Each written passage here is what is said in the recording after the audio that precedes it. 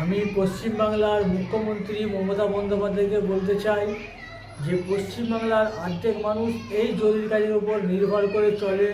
তো এই ঈদের সময় অনেক লোকের রোজার মাস, অনেক লোকের কাজ বন্ধ হয়ে গেছে।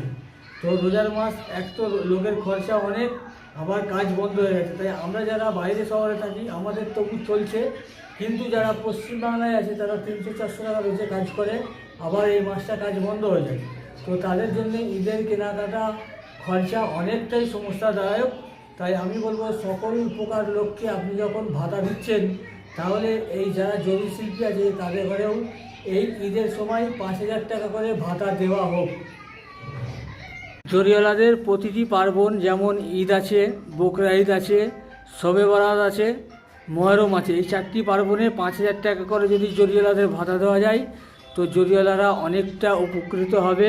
পশ্চিমবাংলার বেশিরভাগ ভোটারই জরির কাজ করে, খুব কম লোক আছে যারা চাকরি করে, আর তাও যারা চাকরি করে মুসলমান তো চাকরি পায়ই না।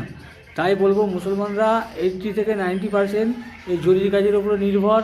আপনি লক্ষ্মী ভাণ্ডার দিচ্ছেন, তারপর মাধ্যমিক ভাতা দিচ্ছেন, কিন্তু এই জরিওয়ালারা তো মাধ্যমিকও পড়ে না, তারা তাও পাবে না। তাই জরিওয়ালাদের জন্য আপনি অবশ্যই কিছু ব্যবস্থা করুন। আর যারা যারা আমার এই ভিডিওটা দেখছেন, যদি আমার মতে একমত হন তাহলে ভিডিওটাকে অবশ্যই বেশি বেশি শেয়ার করুন।